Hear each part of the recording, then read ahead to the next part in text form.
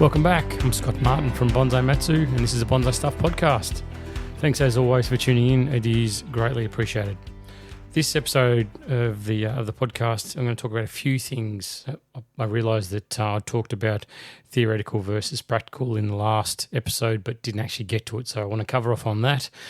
I want to also talk about my approach to finding the bonsai within. So when I first start working with a piece of material, or I first come across a piece of material, what my thoughts are and my processes are to develop that tree into a bonsai, or to take that bonsai to the next step. And I want to talk about bonsai standards. So it should be an interesting one for everybody listening. And I appreciate you sticking around, and we'll see where this goes.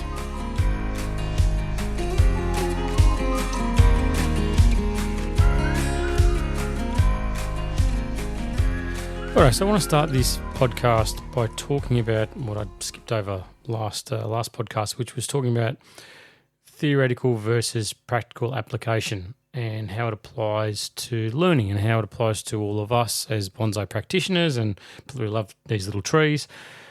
Whether reading a book is enough, whether getting onto YouTube and watching someone do it is enough. I think it's part of the puzzle. And that's really what learning is, isn't it? Always, it's about building a wall with a series of bricks, one brick at a time, and put them all together in the right sequence. You end up with a really nice, straight, tall wall. I think learning bonsai and practicing bonsai and getting better at bonsai and developing your bonsai to a certain level where they're at a point where you're very proud of them and you see them as artwork more than a tree, then I believe that you've got to do both. The theoretical stuff's got to be there, but you've got to really heavily lean on the practical side of things too. And this is where I've talked about earlier about, bonsai support networks and reaching out to people and asking for help and joining local clubs and, getting involved with people in your local area that, maybe that are bonsai professionals that you admire the quality of their trees and you get on well with them, and then you reach out and you start doing classes or workshops or whatever it is. But I think that the two things go hand in hand. It always starts for me along the lines when I first meet or get involved with bonsai people. It always starts a very similar way where they're a bit not intimidated is not the right word, but they're maybe a bit uncertain about what to do. It's sort of like, well, can you show me what to do? And then the next phase of it is, okay, well, I'm still not comfortable in doing it, but I think it should be this. And you hear the hesitation, and it's like, yeah, that's right. Now let's delve into that a bit more. And let's uncover it. Why do you think that? And then suddenly, when the confidence kicks in, that could be in a very, very short period of time, or it could be a longer period of time. I find that these bonsai people that I work with come in, and it's like, yep, look what I've done. What do you think? Is there any refinement needed, or do you think it's okay? It's perfect. That's the evolution through practical application of bonsai techniques that I find that people that I've had the experience with actually learn the best. And having someone like me, like a sounding board, if you like, or a reference point, someone to reach out to say, I've read this in the book, I think I should do this. What do you think? Or I've seen this on YouTube, I like this technique. What do you think? Can I do it on this? It's like, yep, great. It's just like that bit of reassurance along the way to take it from the theoretical side of things where it's just a plan, it's just something you've read about, to actually physically applying it and then seeing what the results are. Like I always get amazed by these, and I hope this doesn't upset anyone listening, but the trees that get big wedges cut out of them and get folded over into, circles because they can. They keep chopping these wedges out with the saw and folding the tree over and, voila, it's gone from a straight trunk to this beautiful twisted thing that goes round and round. Yet to see any that have lived long term that haven't got horrible scarring all over them if they do survive the process. But it seems to be a very common one that people go, wow, it's amazing. Look at that. It's great. But I think in theory, it's okay. Like in theory, yeah, you line up the cambium, get everything perfect, no worries. It'll heal again. It'll come back together. Being practical though, like in the real world, when you put those things together, the chance of getting that cambium to line up perfectly and stay watertight in that scenario, so it bonds together, pretty hard to do. It's not an easy task, and really the result you're going to get with the scarring and rollover of cambium and all that sort of stuff, is it going to give you the bonsai that you want, or are you just looking to cut a corner and go from A to B in a 30-second period, as opposed to doing it possibly the right way? Or as I'm going to talk about a bit later on about my approach to when I look for a bonsai within, I use this approach, this mental approach in my head, where do I follow the grain or do I fight the grain? And I'll talk about that a little bit more later on. But I think that I'd strongly think that the best way is for your learning, for everyone's learning that's listening, is to listen to podcasts like this, is to jump on YouTube, to jump on Instagram, to speak to people, to get as much information as you possibly can. But then look to apply it in a practical sense as well, where you can get that physical. There's nothing like, and you'll know, there's nothing like actually putting a wire on a branch and bending that branch. Knowing that wire, if I put it on this way and bend it this way, it's going to go floppy. Or if I bend it this way, put it on the branch that way and bend it this way, it's going to tighten up and it's going to hold and stay in place. So you don't, it's easy to read about this stuff in books, but it's so hard to actually physically, practically apply this stuff in like a classroom environment. If you think back to your schooling days, however long that was, a long time ago for me, thank God. But it was always broken into the two sections where, you'd hear the theoretical side and then it would be applied in a practical sense, learning sport, playing sport. It's always, you talk about stuff, you talk about the drills right now, get out and do the drills, you practice them over and over and over. And right now the drills now go to the real world, get into a game and apply what you've learnt, the theory that you've learnt, in a practical sense in a real game environment. It's that thing, the muscle memory that we build up when we do things. It's I go surfing and I love it, and there might be a fair bit of time between going paddling, but I find that when you do it, you're like a duck in water again, and you've got that muscle memory in your shoulders that you know how to paddle, and you don't get tired, and you can paddle for quite a long period of time because you've built up this endurance over very, very long periods of time. And it's the same using my tweezers to pluck needles from a Japanese black pine during the autumn winter work that I have to do.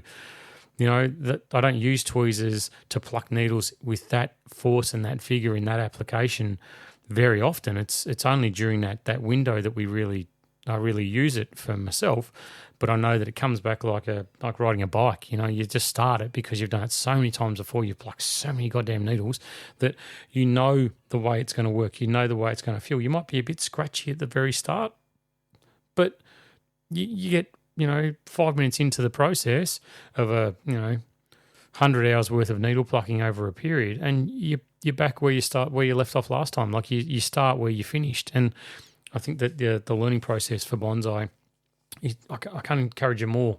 Hopefully you can hear the push in my voice, is to really make sure that you cover off on both. Don't just stick in the virtual world and think that that's okay. Reach out, go to your local bonsai nursery, search for bonsai practitioners in your area.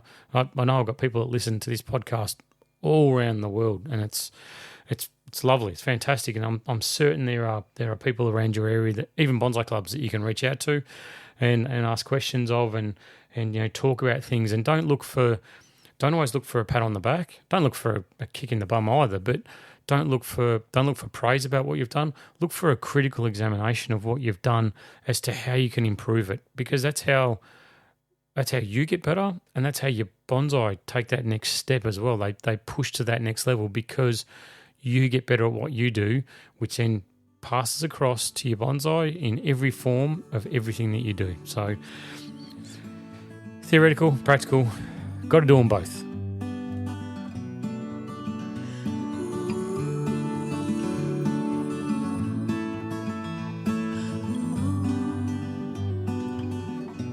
I'm lucky in what I do that I see quite a lot of bonsai, quite a lot. Not only mine, but a lot of customers' trees, and they're all at different stages, and I get to work on different things from scratch. And I was thinking just the other day when I had a tree sitting in front of me that someone was asking me, how do you see it? Like, how do you find the bonsai? Like, how do you dig into that bush and find something? Like, there's clearly, Nabari, trunk, branch placement, all that stuff, which, that's fairly common sense. But I also then started thinking about later that night when I was sitting down, when it was quiet, and I'm thinking, well, how do I talk about this? Because you can say to someone, oh, look for the widest point on the base of the Nabari.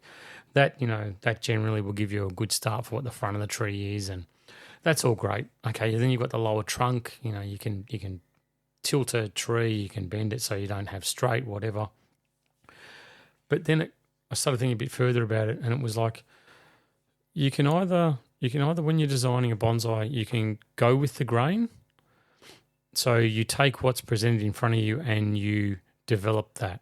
There might be let's say the trunk starts going to the right, then veers back to the left in a gentle arc. You can look at that tree and go, I'm going to work with the grain on this tree. And when I say work with the grain, I don't mean the grain of the fibers or anything like that. I'm talking about working with what's presented with you. So you go with the flow. So it's going to the right, it's coming back to the left. Cool, okay. Put a little bit of wire on it, a little bit more movement, shape it out, structure it based on what's already naturally presented there to you. And what's naturally presented could be man-made. It could be a wide trunk. It could be whatever. But I'm saying you sort of look at what's presented there in front of you and you work with it. Or the other approach you've got is to fight the grain. You work against the grain in this tree. So it bends from the right to the left. That's naturally the front. All right, well, that's cool, but I want this thing being a cascade. So therefore I'm going to take it, I'm going to flip it upside down, I'm going to run the thing down.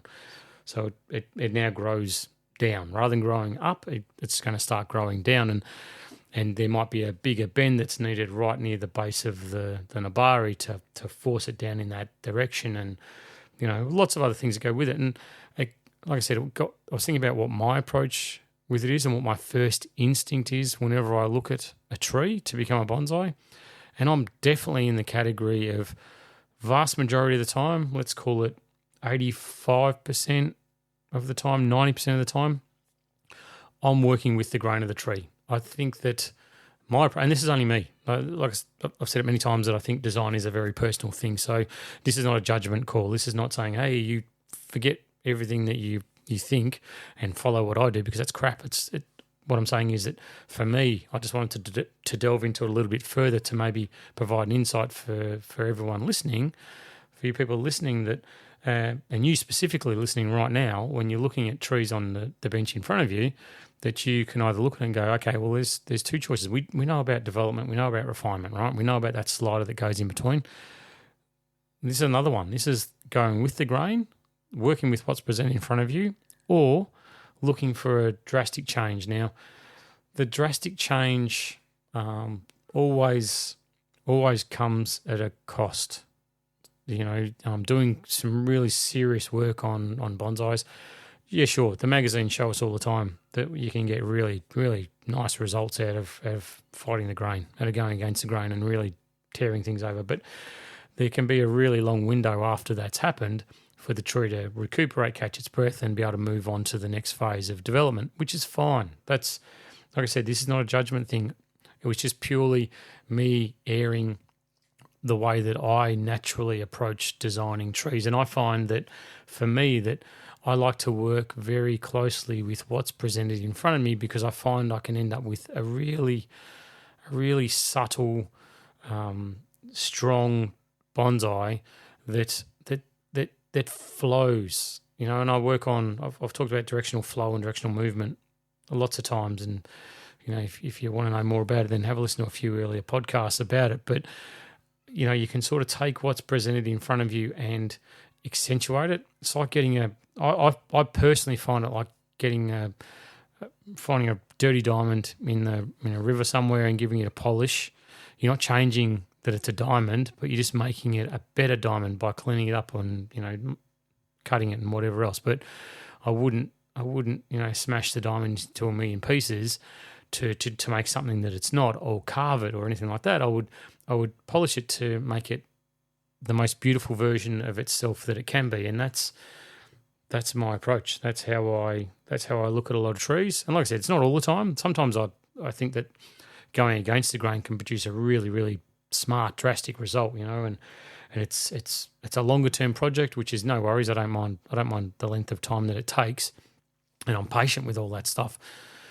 But I just think that when I encourage you too, when you do sit down next time, if you are the type of person that fights a design, you see a tree standing upright, all right, that's got to go down, or if it's going down right, that's going to stand up.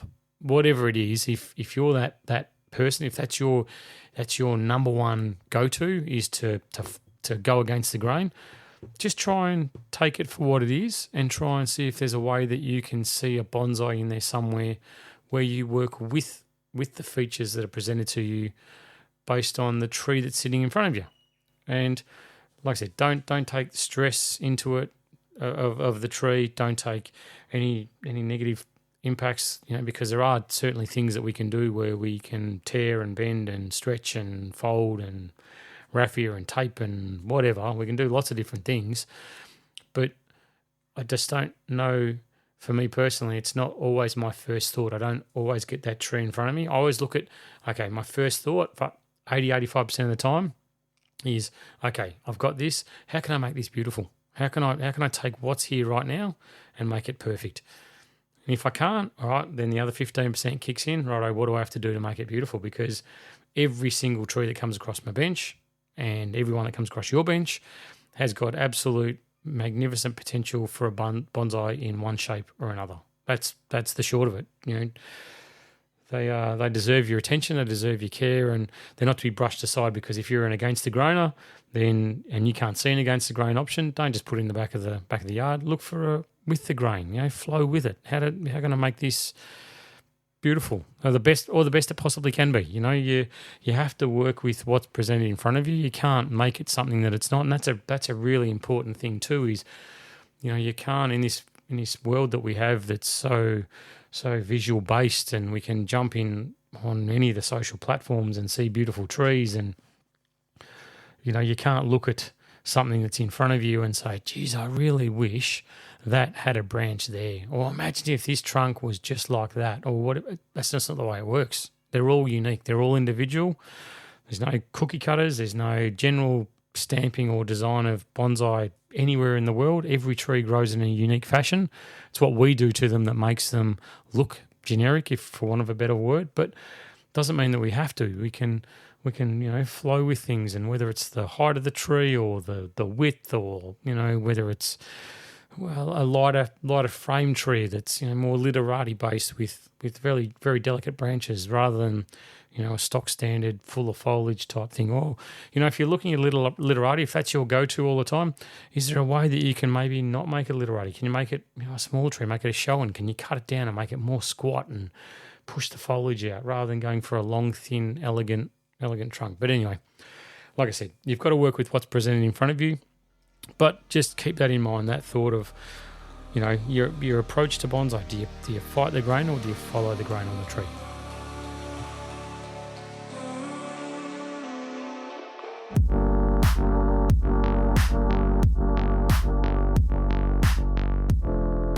I was walking around the other day, just looking at trees, looking up. I'm sure my wife gets quite sick of me saying, look at that tree, that's beautiful, looks great. But I have this thing which I hope it's a common thing amongst everybody. Otherwise, I'm going to be a weirdo. But I look at trees in the ground, and I think, geez, if I just cut that branch off, if that one got shortened, if that moved over a little bit to that way, if I did this, if I did that, then you'd find that the tree would be a beautiful looking bonsai. There was one tree in particular, it was a Norfolk pine, and it had these, the apex had these longer branches and I'd be studying the branches going, gee, look at that foliage. It's, it's out a little bit from there. If I cut that down, the apex line would be perfect. And then you come down and go, yeah, there's a ring of branches here. That's okay. But if this one went, that one went. Anyway, so I visually make bonsai in my head when I look at trees. Anyway, that's not the purpose for this part of the podcast. It was more that it was something that popped into my brain randomly, and I thought, geez, I wonder if everyone listening does the same thing. Anyway, please tell me it's not just me. Anyway, so now the next part of this bonsai podcast is one where that I take pretty seriously. It's the standards you set for yourself are the standards that you live with, right?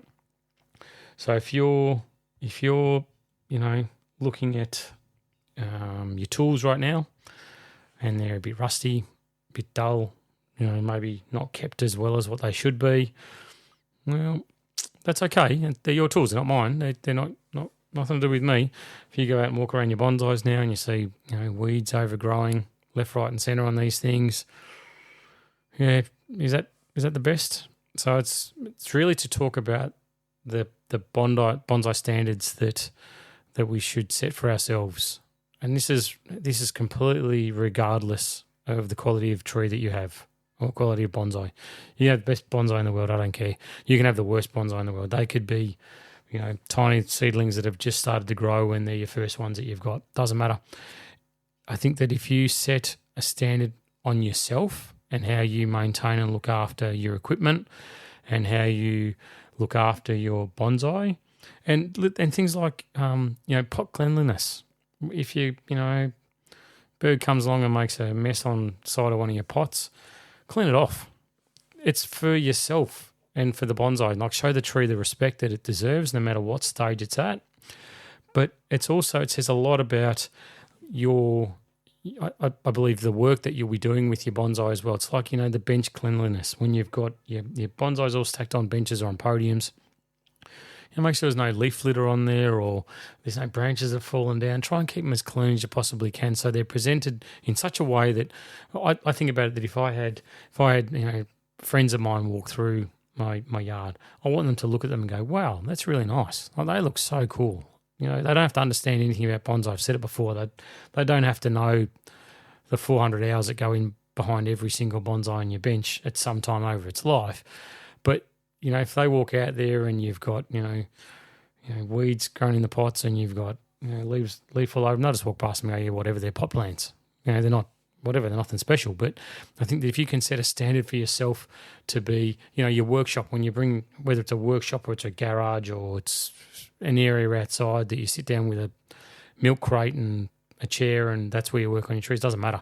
Just make sure that you clean it up afterwards. When you've done your work, when you've plucked your needles, when you've cut your foliage, when you've removed wire, whatever it is, make sure that space, your dedicated bonsai area, is cleaned up. It's perfect, because that's going to, like I said, that's going to reflect somewhere down the track on the work that you do. If you're haphazard about how you store your tools and your wire and all of your bonsai utensils, somewhere down the track, when you're putting wire on the tree, you're going, yeah, whatever, it's just small branch, just whack it on there. Oh, okay, you've just snapped the branch off. Yeah, whatever, doesn't really matter.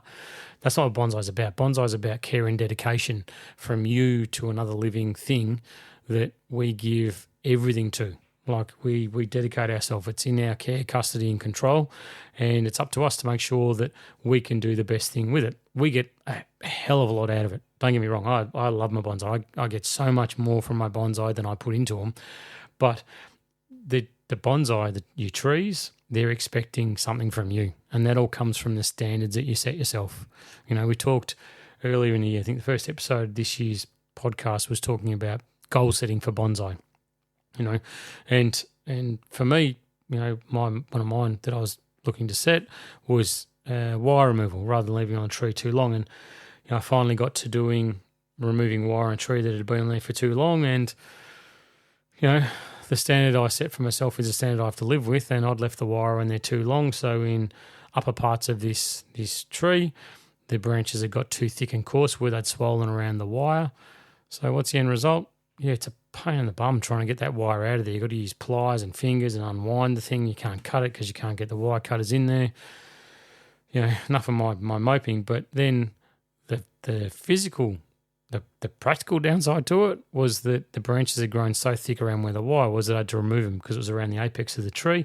Lower branches, key lower branches, no problems. I'm not worried about scarring in those areas, especially on this being a pine tree. But the upper branches had got really thick and coarse. I had to go and take a step backwards because I'd allowed this thing to slip through the net. Took me months to try and rectify the problem from when I'd set the goal because I've had other stuff on my plate. We've all got other stuff on our plate, but it's, this is where this standard things came to a head with me that, you've got to have the standards that you set, that you want to keep, that you want to maintain. And if I want the world's best bonsai, which I do, that's my aim, to have the the best possible bonsai that I possibly can have in the whole wide world. And that doesn't mean acquiring, stock from everywhere. It means taking what I've got and developing it to the best of my ability and the best potential that the tree has. And if that's my standard that I'm setting myself, that's my target, that's my goal, then I've got to make sure that every other part of my game is perfect as well. It's a football player has clean boots before they go out and play a game. They don't wear their muddy trainers out into the field because it's not appropriate, right? So same with us, and this applies to everything, every single part of what we do and what I do with bonsai. It's, the fertilizer application. I use tea bags because they're clean, they're easy, it's really quick to fertilize, and it's efficient. If that's not your method, if your method is just put fertilizer on top of the soil, well then you've got to make sure that when that fertilizer's done its job, that you scrape it, that you remove it, that it doesn't break down and become part of the soil medium for that bonsai in that pot, because there's a downside to it. So, that's the standard that you've got to set yourself. You've got to say, okay, well, if I'm not going to use tea bags and I'm just going to do this, then the consequence with doing that is that it's going to potentially clog up the pot. So therefore, I must make sure that I am cleaning that off before I get on to the next round of fertilizer again. It's more work for yourself. It's harder than what it needs to be, but it's a standard. And I think the big one for me, remember when I first started Bonsai Matsu, I would have nighttime workshops. I still do, and they would finish quite late at night. And I'd be buggered. I'd be tired, and at that stage, I was still working. Still had a business that I ran, and that was an early start the next morning. So I'd finish these workshops, and I would just leave cuttings all over the floor. Like, there would be crap everywhere. There'd be wire. There'd be branches. There'd be everything. Like, I'd just walk out, turn the light off and shut the door and go, that's it. I'll get back to the workshop when I can and I'll clean it up. And then I'd go to work the next morning, come home that night, have dinner, walk down to the workshop and go, oh, what a mess. And straight away it was that heavy weighted feeling that I would get going, oh my God, now I've got to clean this up. I'm exhausted. I don't feel like it. And there were definitely some days early on where I'd go, I'm just going to leave it. I don't have anything on tonight. I don't have another workshop. Just leave it. It's not going to make any difference. No one's coming down here. And then that real light bulb moment when I went, cleaning this isn't for anyone else. I'm cleaning this for me. This is out of respect to me and my bonsai and what I do as a profession and as a hobby, which is look after my bonsai. So now every time I have a workshop, I don't care how late it is. I don't care how early it is. I don't care how much mess there is. Very first thing I do is I clean it up. When I get between trees, if I've got a lot of work to do, needle plucking is a little bit different with trees, but between probably, five pines of needle plucking and there's mess everywhere, I'll clean it up, start again. And it's, I don't just sweep things to the side and go, I'll pick it up later. It's like, no, set the standard, clean it perfectly, make sure this workshop you could eat your breakfast off the floor, make it that it's just perfect, and then start making the mess again. Because I find that when I'm in, and this might be just me personally, but I find when I'm in an environment like that, my work is a lot cleaner, and in between cleaning, I'll clean my tools. I'll take the sap off the tools. I'll make sure the blades are sharpened. I'll get everything right. I'll take my tools that I've got out sitting on the benches. I'll put it back into my tool right so they're all in the right spot. So when I reach over and go, where's that gin scraper that I've been looking for? Bang, it's right where I expected it to be. It's not, hang on, is it on this bench? Is it on that bench? Is it over here? Is it over there? No. In between trees, I've put it back into exactly where it should be, tucked away nice and neat, and I know exactly what to expect. Same with my wire. If I'm doing a lot of wiring on trees, I'll have my wire set out a certain way, and then when I'm working on the tree, it obviously gets a little bit messy, and I put one roll here, one roll over there, and it gets shuffled up in between trees to go back. No, stack all the rolls of copper up in nice, even order, so I know exactly where it is when I need to get it. I don't look and go, oh, where's 14 gauge? Oh, I don't have 14, but I've got 12 or I've got 16. 14's here somewhere. I'll just use 12.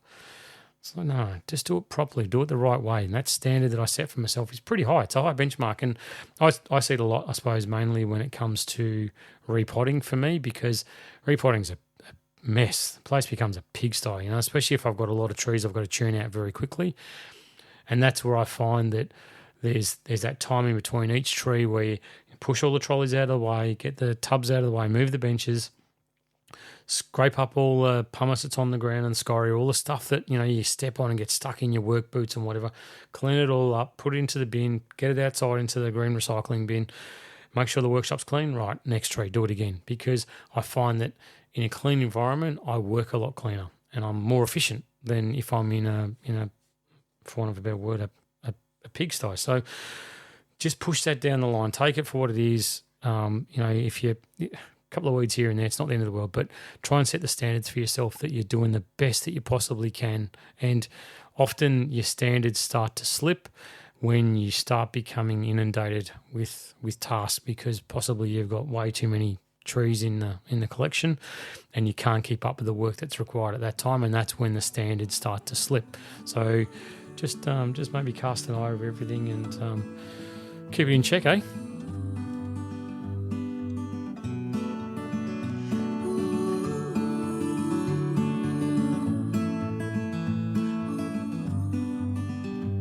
So where I am in Melbourne, Victoria, Australia, which I'm sure you all know by now, I don't know why I keep saying it, but we're early autumn and still got quite warm weather, but the daylight hours are definitely getting shorter and shorter. The sun's coming up a lot later and later, and we've only got a couple of weeks left of our beloved daylight savings, so the clock will change, which means that's sort of the real start of the roll down to that cooler weather, shorter daylight hours, and deciduous trees are starting now to show a little bit of colour on a few of the leaves, and things are starting to change, which is lovely. There is a bit of warm weather around at the moment, and I know some of our northern states here are having a bit of a blast of some heat, and we heard this morning on the news some great news about La Nina finishing, and apparently there's a 50-50 chance we go straight back into El Nino. So we're going to go from floods to droughts. So we'll see what happens with that one. But it's just a pleasant reminder to everybody that you're watering at this time of the year. For us in autumn or Northern Hemisphere coming into spring, it's a difficult one to manage, as I've talked about in the last couple. Somewhere along the way, don't be too hard on yourself, but just do the best you possibly can and keep an eye on it, because it is difficult at the moment to know whether it's once, twice, 3 times. We're still getting warm winds, which dry things out pretty quickly.